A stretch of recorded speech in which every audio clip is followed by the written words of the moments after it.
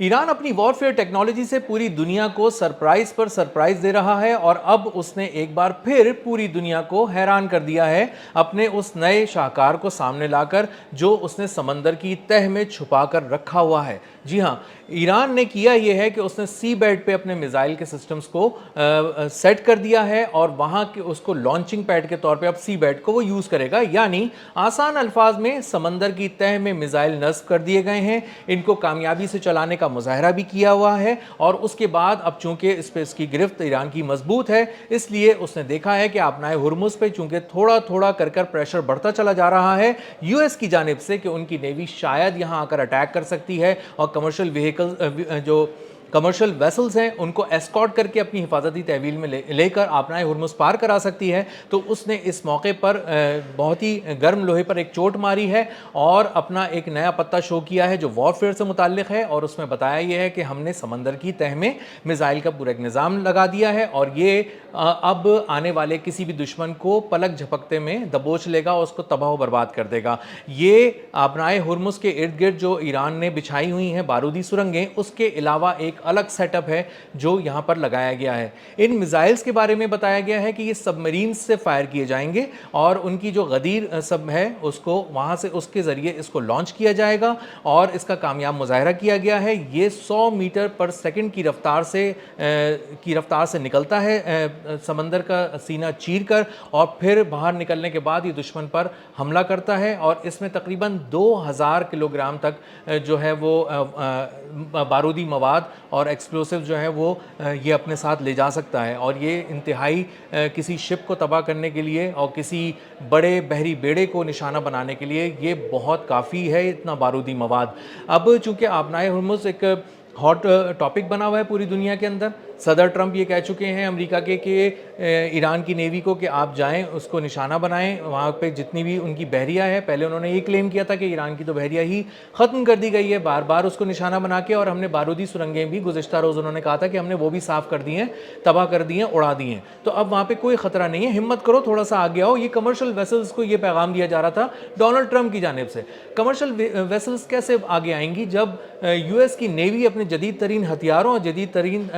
جو بحری جہاز ہیں، طیارہ بردار جہاز ہیں، ان کے ساتھ اور بہترین نیویگیشن سسٹمز کے ساتھ، سیٹلائٹ سسٹمز کے ساتھ، جیمنگ سسٹمز کے ساتھ، وہ جب آگے نہیں آ پا رہے خلیج فارس میں، اور خلیج فارس سے آگے جا کے آبنائے ہرمز کے قریب پہنچنا تو بہت دور کی بات ہے، تو یہ کمرشل ویسلز کیسے اپنے طور پہ جو غیر مسلح بھی ہیں آگے آ سکتی ہیں؟ اس وارننگ کے بعد جو ایرانی پاسداران انقلاب نے بہت کلیئرلی دی ہوئی ہے کہ کسی بھی طرح اگر انہوں نے اپنے سسٹم کے ذریعے آگے آنے کی کوشش کی ویسلز نے تو انہیں تباہ کر دیا جائے گا۔ اسی کے بعد جو آبنائے ہرمز پہ چونکہ ٹریڈ رکی ہوئی ہے، آئل ٹریڈ بھی رکی ہوئی ہے، اس کے علاوہ کسی قسم کی انرجی سپلائیز اس کے روٹ کے تھرو نہیں ہو پا رہی۔ 33 کلومیٹر یہ چوڑی راہداری ہے تجارتی، اور یہ آبنائے ہرمز کہلاتی ہے، اور آبنائے ہرمز جو ہے بیسیکلی خلیج فارس اور خلیج عمان کو ملا رہا ہے۔ اب یہاں سے کوئی ایشیا کی طرف کوئی کارگوز نہیں جا سکتے، ایشیا سے کوئی کارگو جو ہے وہ آگے یورپ کی طرف نہیں جا سکتا، تو چونکہ سارے کارگوز رکے ہوئے ہیں اس لیے ایک بدترین انرجی کرائسس پوری دنیا کے اندر دیکھا جا رہا ہے، خاص طور پر ایشین کنٹریز کے اندر بہت زیادہ ہے۔ گزشتہ روز ہم نے بتایا بھی تھا کہ بھارت میں جو ہے وہ گیس ختم ہو گئی ہے کیونکہ ان کے جو ان کے کارگوز تھے اور ایل پی جی کے لیے جو ان کی سپلائیز تھیں وہ ساری کٹ ہو چکی ہیں، اور وہاں پہ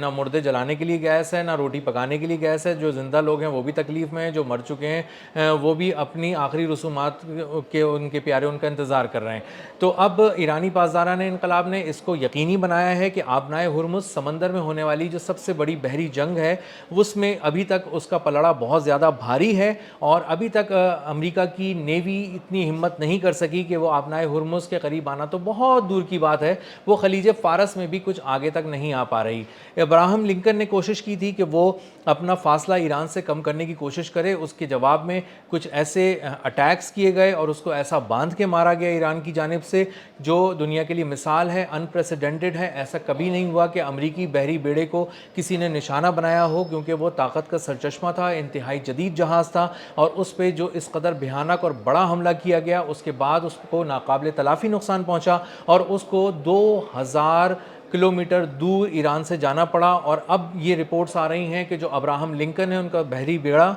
वो इस वक्त अमेरिका वापस ले जाया जा रहा है और उसको रिप्लेस करेगा H.W. बुश, उनका एक बहरी बेड़ा, जो कि यहाँ पे जराल्ड आर फोर्ड के साथ मिलकर यहाँ अपनी अस्करी क़ुव्वत को किसी तरह बैलेंस करने की कोशिश करेगा। लेकिन अब तक हो ये रहा है कि जो समंदरी जो महाज था समंदर का, वो बहुत ज़्यादा अमेरिका के हक़ में था, ऐसा लगता था। लेकिन ईरानी पासदारान इनकलाब ने इसको इंश्योर किया कि समंदर में उसको इस तरह अमेरिका को इंगेज किया जाए कि वो बिल्कुल करीब ना आ सके, ऑयल ट्रेड को बिल्कुल बहाल ना करा सके। और ऑयल ट्रेड को मुसलसल सस्पेंड रखने से ईरान को बहुत बड़ा मार्जिन मिल रहा है, बहुत फ़ायदा हो रहा है और उसकी बात अब पूरी दुनिया तक सुनी जा रही है। पूरी दुनिया उसके ख़िलाफ़ जो हमले हो रहे हैं उस पर, उसके ख़िलाफ़ आवाज़ उठा रही है, क्योंकि उसकी अपनी भी कुछ रगें ऐसी हैं जो दुख रही हैं ऑयल सप्लाईज़ के ज़रिए। इसी तरह सऊदी अरेबिया, मुत्तहिदा अरब अमारात और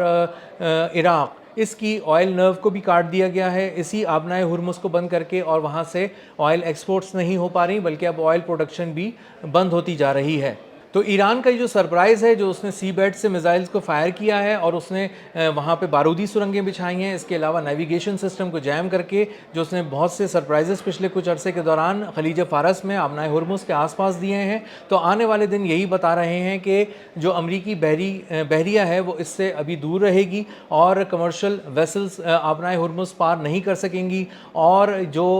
बहुत से लोग पूछ रहे हैं कि आने वाले दिन तेल के हवाले से कैसे होंगे और ऑयल का ये जो क्राइसिस है दुनिया भर में, क्या ये रिजॉल्व हो सकेगा। कुछ खबरों को अगर जोड़ा जाए तो अंदाज़ा ये होता है कि आबनाए हुर्मुज़ अभी कुछ अरसे नहीं खोली जाएगी और ईरान वाज़े तौर पे कह चुका है कि वो $200 तक जाता देख रहा है इंटरनेशनल क्रूड ऑयल की प्राइसेस को, और अभी ये $150 भी नहीं गई हैं। तो आने वाले दिन बहुत ही सख्त हो सकते हैं, बहुत ही कर्बनाक हो सकते हैं और पूरी दुनिया की मईशत जो इस वक्त लरज़ रही है वो आने वाले दिनों में मज़ीद इसके झटके सहने पर मजबूर होगी।